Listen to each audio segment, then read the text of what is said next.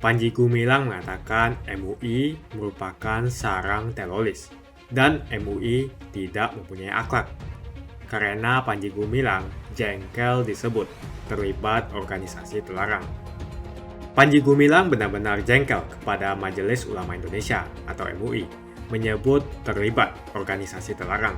Kejengkelan pimpinan Ponpes Al Zaitun ini menyebut MUI tidak mempunyai akhlak dan MUI merupakan sarang teroris. Masyarakat jangan tertipu dan masyarakat jangan mau ditipu oleh MUI, begitu kata Panji Gumilang.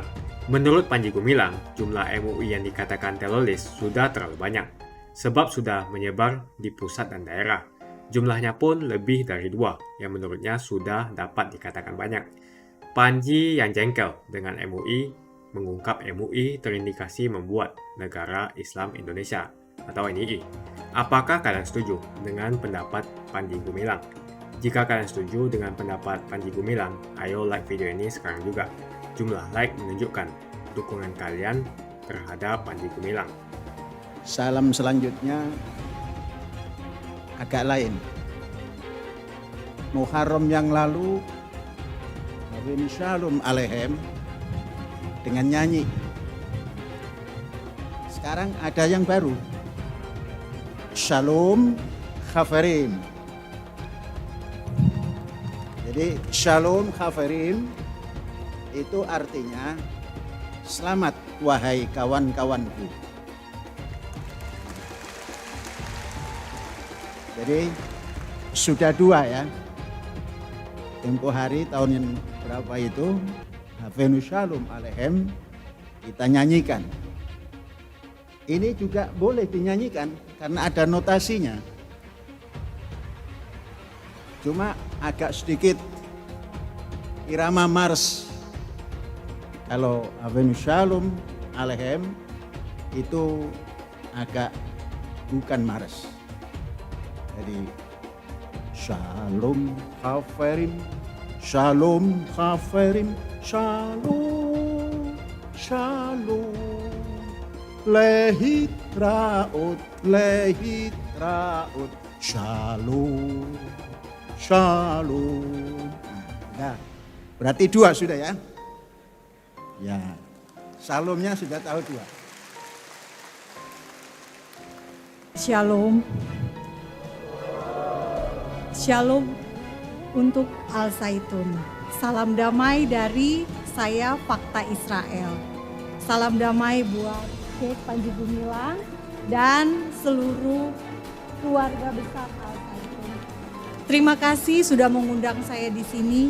Terima kasih sudah membolehkan saya datang memakai baju bintang Daud. Di Indramayu saya bisa masuk dengan kaos bintang Daud. Terima kasih. Ini sesuatu yang luar biasa. Dan izinkan saya menyampaikan damai selalu baik. Berdamai pasti baik. Dan damai dimulai dari diri sendiri. Dan ternyata saya menemukan damai dimulai dari Al Zaitun.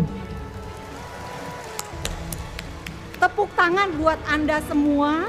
Damai dimulai dari Al Zaitun untuk Indonesia yang lebih baik dan lebih damai. Saya dikritik karena saya membela Al Zaitun. Saya dikritik karena dibilang toleransi ada batasnya. Kemarin saya tanya kepada Sheikh langsung, Sheikh, sampai sejauh mana toleransi menurut Anda? Dan beliau menjawab, toleransi tidak ada batasnya. Dalam arti kita toleran pada hal-hal yang benar. Kita toleran pada hal-hal yang membawa damai. Kita toleransi pada hal-hal untuk kebaikan semua. Kita tidak toleran pada hal-hal kekerasan. Kita tidak toleran pada hal-hal yang radikal. Betul tidak, Bapak Ibu? Dan saya menemukan di sini ada ajaran untuk menghapus diskriminasi. saya menemukan monumen yang tulisannya adalah tentang toleransi dan perdamaian. Dan saya bersyukur untuk hal ini. Dan saya bersyukur ada seorang pemimpin pesantren yang visioner. Yang kapasitasnya bukan hanya sebagai pendidik tetapi sebagai negarawan. Karena seorang negarawan itu punya visi ke depan dan punya berdiri di atas golongan dan kelompok. Dan kita di Indonesia butuh orang seperti Syekh Panji Gumilang. Dalam hal visi, toleransi, dan perdamaian untuk persatuan. Tidak pernah ada yang salah dengan perdamaian. Setuju? Tidak pernah ada yang salah dengan toleransi. Dan saya sebagai umat non-muslim, saya betapa bangga. Karena yang berbicara untuk membuka hubungan diplomatik antara Israel dan Indonesia, datangnya bukan dari kami orang Kristen.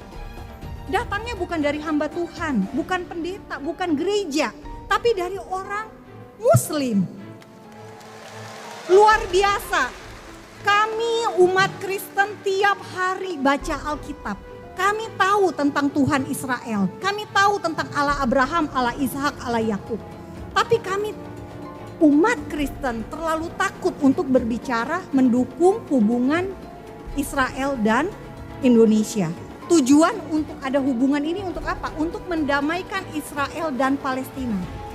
Tetapi suara itu justru muncul dari tempat ini. Bisa dibayangkan.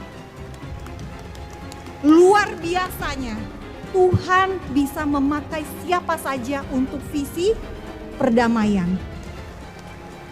Doa saya yang terbaik untuk Al-Zaitun. Para santri maju terus. Kalian akan menjadi pemimpin. Kalian akan harus menjadi berkat buat Indonesia. Bukan beban, tapi menjadi berkat untuk Indonesia. Pondok pesantren ini harus bisa menunjukkan bahwa kami ini memang berbeda. Kami menempuh cibiran, kecaman, kami menghadapi tantangan yang besar. Tetapi percayalah, jika kita benar, kita berani karena benar, takut karena salah. Jika kita berpatokan pada kebenaran, saya percaya dunia akan melihat, Indonesia akan melihat apa visi dari Syekh Panji Gumilang. Visi tentang edukasi, mengubah pola pikir sejak dini yang dilakukan Al-Zaitun itu betul-betul nyata dan berbuah. Indonesia 2045. Semuanya saya berharap akan ada presiden dari sini. Kualitas dari sini beda dengan kualitas dari yang lain. Perbedaannya di mana? Semua pesantren pasti ngajarin menjadi umat beragama Islam yang baik. Tetapi di Al-Zaitun diajarkan toleransi dan perdamaian. Inilah bedanya. Jadi tepuk tangan buat Anda semua dan saya berterima kasih untuk itu. Salam damai dari saya, dari Fakta Israel. Tuhan memberkati Anda. Allah Abraham, Allah Ishak, Allah Yakub memberkati. Anda semua memberkati Al-Zaitun dan maju terus Al-Zaitun menjadi membuat Indonesia menjadi lebih baik dan lebih damai. Shalom Aleichem. Assalamualaikum, salam sejahtera dan mari hari ini bersama kita mulai dengan doa menyambut kebaikan dan kebijaksanaan yang terhormat Syekh Panji Gumilang bersama jajaran petinggi, pemikir, pengajar, semua murid pesantren Al-Zaitun dan hadirin tokoh sekalian yang dimuliakan Allah. Sebelum memulai sambutan peringatan 1 Syuro bertemakan toleransi, perdamaian, persatuan untuk menuju kebangkitan Blue Economy Indonesia Raya ini, izinkan saya menyatakan bahwa kehadiran saya di tengah Syekh dan hadirin sekalian adalah untuk menjalankan tugas kami sebagai guru dan pendidik. Bersama saya hadir Dr. Siddhartha Tahmutar, dosen Sekolah Tinggi Ilmu Kepolisian PTIK, Dr. Ade Muhammad, dosen Universitas Pertahanan, yang telah diberi kesempatan emas untuk melihat dan menyaksikan dengan bangga galangan kapal serta seluruh perangkat terwujudnya ekonomi biru, ekonomi semi biru yang diwujudkan dalam bentuk kerja nyata, bukan sekedar kata dan wawancara oleh Al Zaitun dengan segala kemandirian dan keberdikariannya. Mazel tov, Chef. Kesempatan saya menyelesaikan penelitian pendidikan saya S3 di Tel Aviv dan Yerusalem membuat saya demikian beruntung karena kemudian menjadikan saya hari ini seorang Konira Kunini Bakri yang hidup dalam alam pemikiran tidak selebar daun kelor. Meskipun belum mampu seluas Samudra Biru. Dan itulah mengapa saya berdiri di sini dengan hadirin dan pimpinan Al Zaitun untuk sebenarnya turut belajar memetik pengetahuan dan kebijaksanaan yang bisa saya petik. Bukankah Nabi Muhammad pernah berkata, kita mampu dan harus mampu menimba ilmu hingga ke negeri Cina. Daripada saya pergi ke Beijing jauh-jauh, izinkan saya datang ke Indramayu dulu sajalah.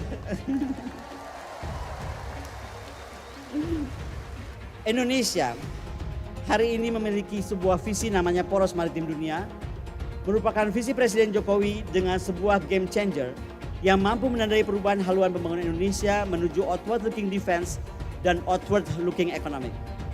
Mampu mencapai keberdikarian dalam infrastruktur, teknologi maritim, dan dirgantara, di mana ambisi maritim ini bukan saja untuk memenuhi kepentingan nasional, tetapi juga untuk mencapai posisi sebagai negara poros dalam regional dan global.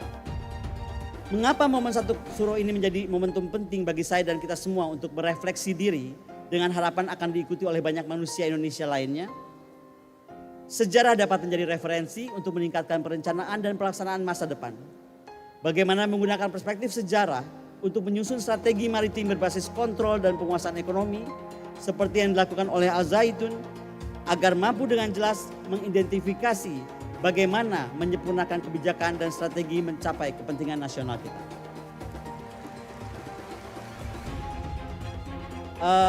Apa yang saya ketemukan di dalam kunjungan saya bersama Syekh Panji Gumilang kemarin di galangan kapal Al Zaitun, menurut saya adalah membuktikan bahwa masih bersembunyi semua semangat leluhur kita dalam aliran-aliran yang sewaktu-waktu muncul sebagai gerakan-gerakan sosial yang berskala kecil tetapi dapat menjadi masif kalau kemudian diikuti oleh yang lainnya.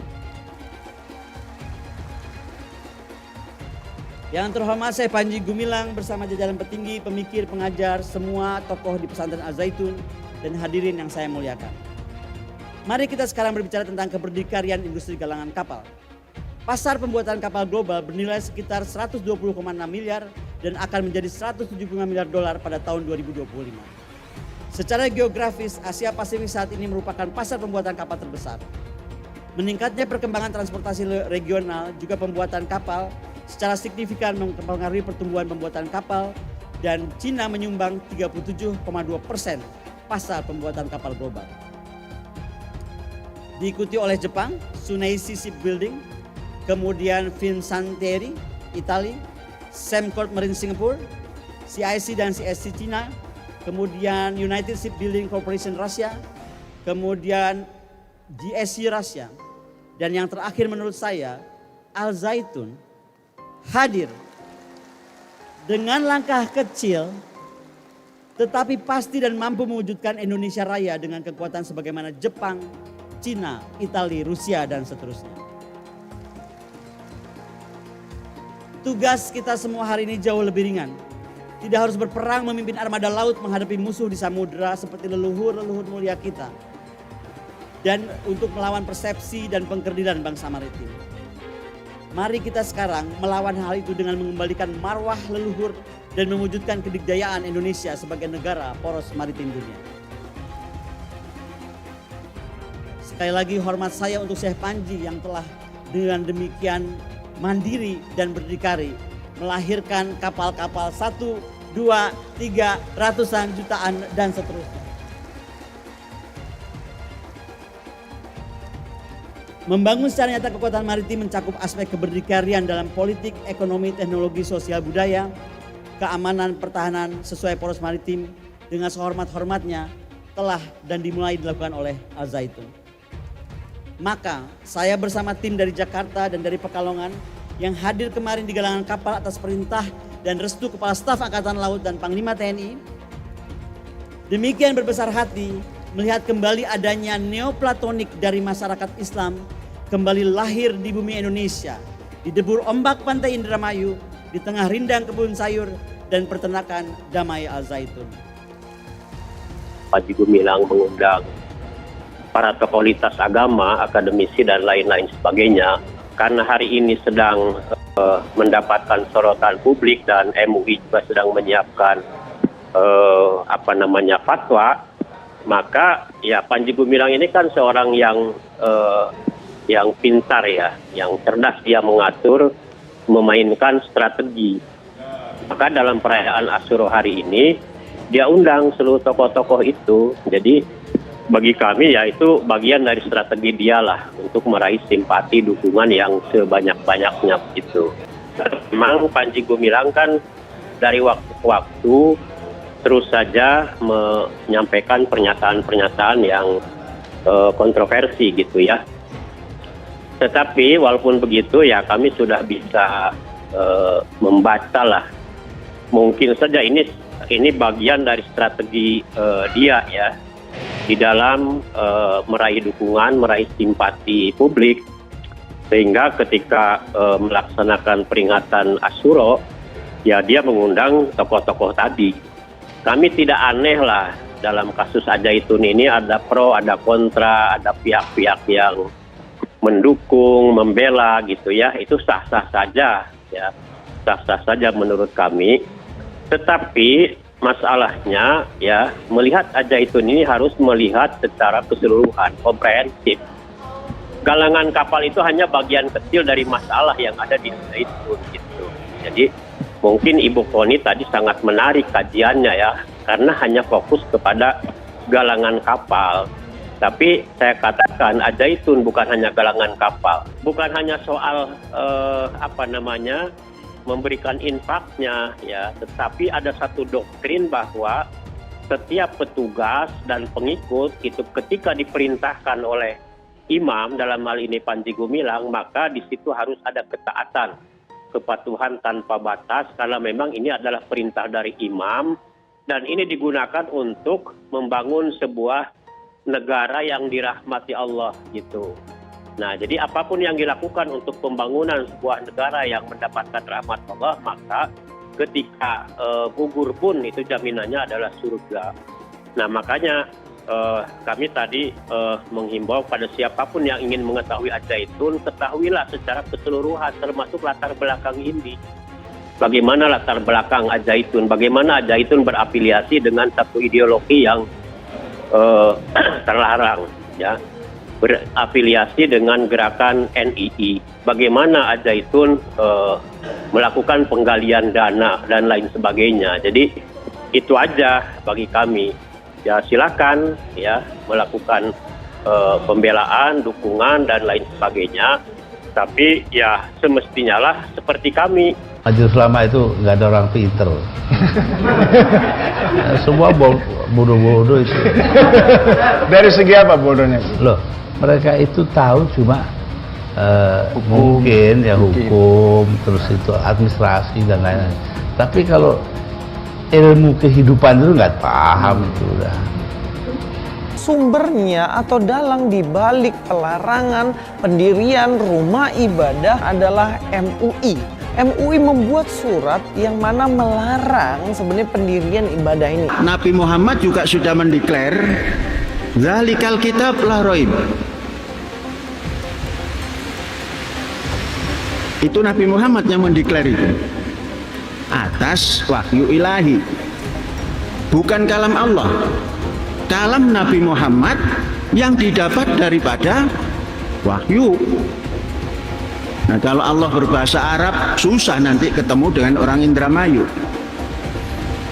Brewek itu nggak ngerti. Dipraktekkan di Indonesia sedikit-sedikit. Wah, ini nasab Nabi. Waduh, gimana itu? Akan lebih gagal. Apa nasabmu? Indonesia. Karena hidungnya mancung terus saya Habib. Jangan.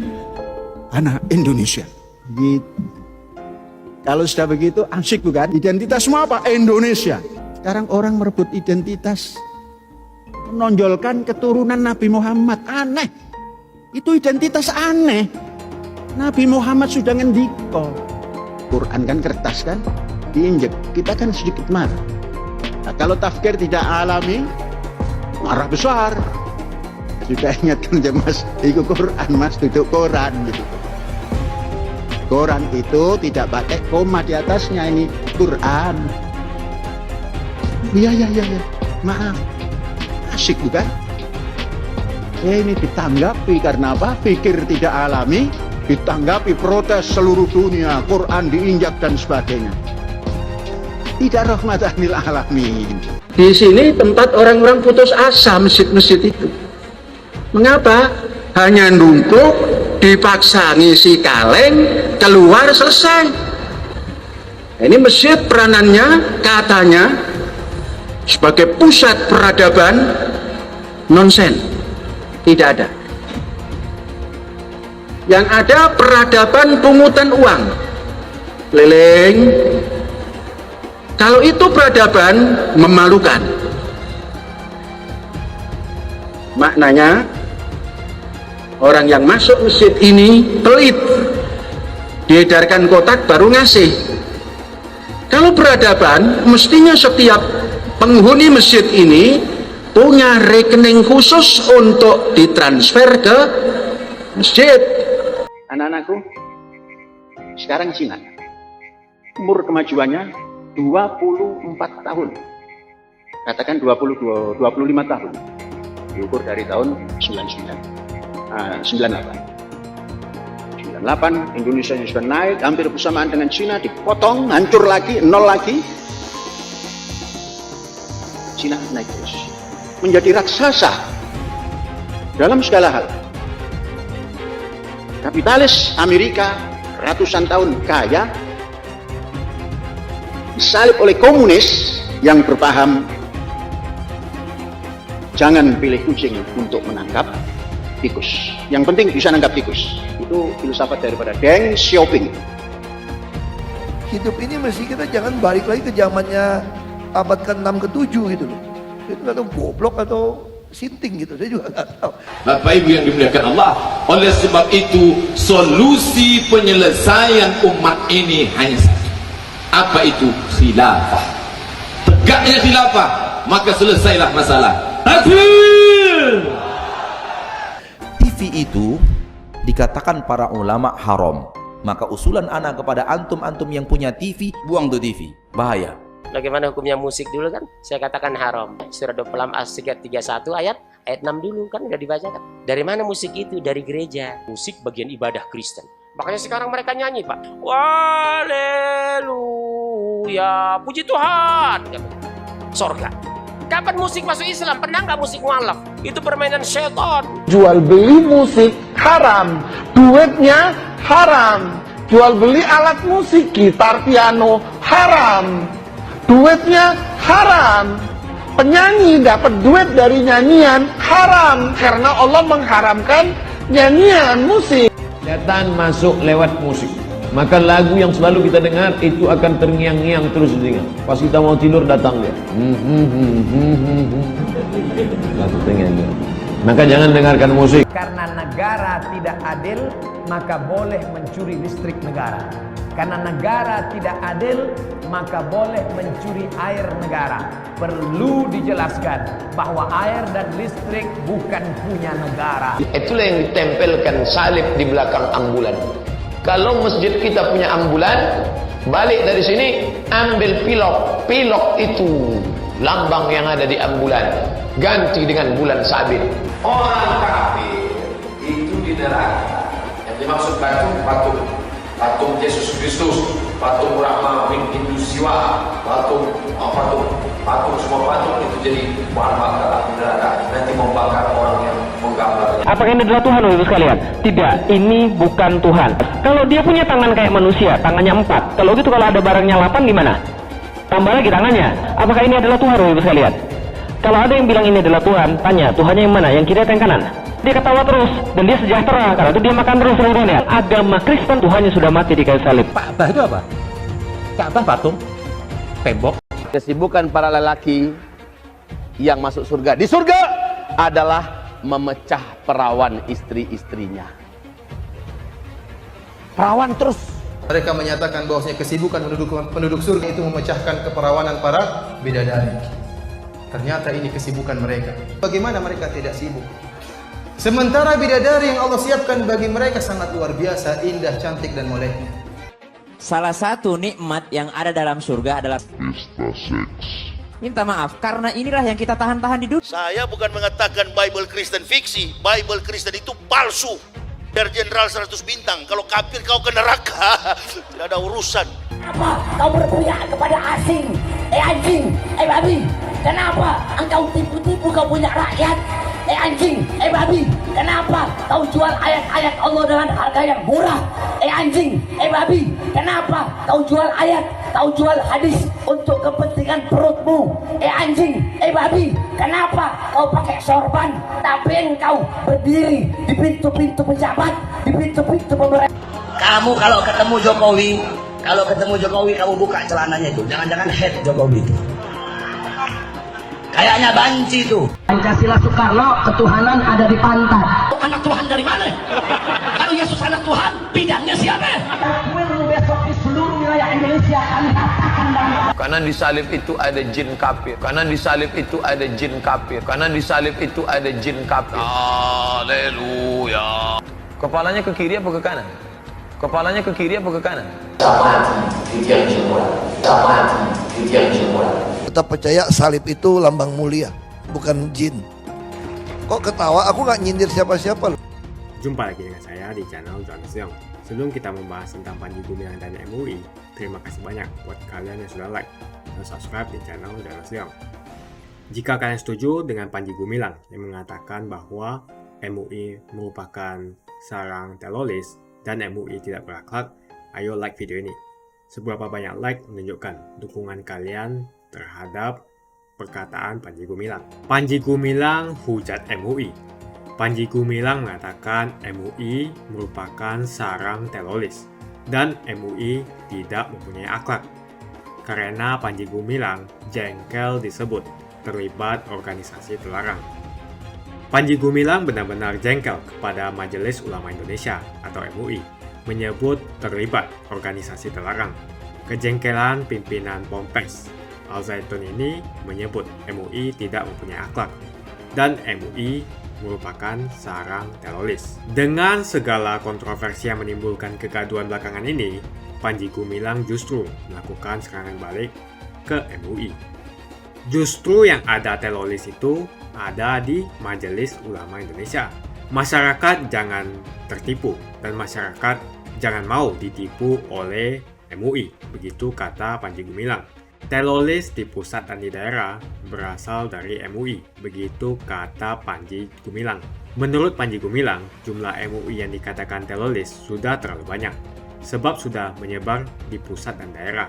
Jumlahnya pun lebih dari 2, yang menurutnya sudah dapat dikatakan banyak.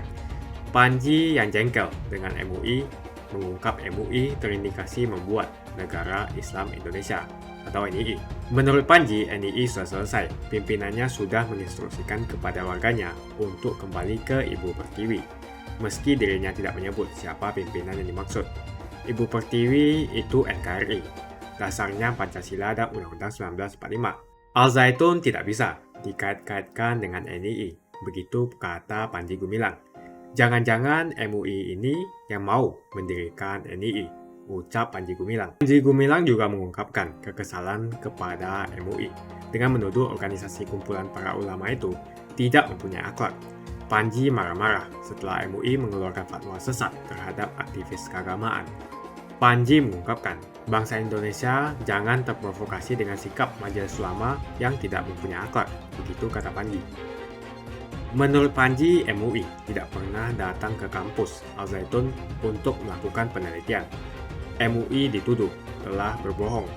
Panji Gumilang tidak terima adanya pernyataan yang menyebut dirinya telah menggarong, termasuk telah mencuci otak orang-orang di dalam Ponpes Al Zaitun.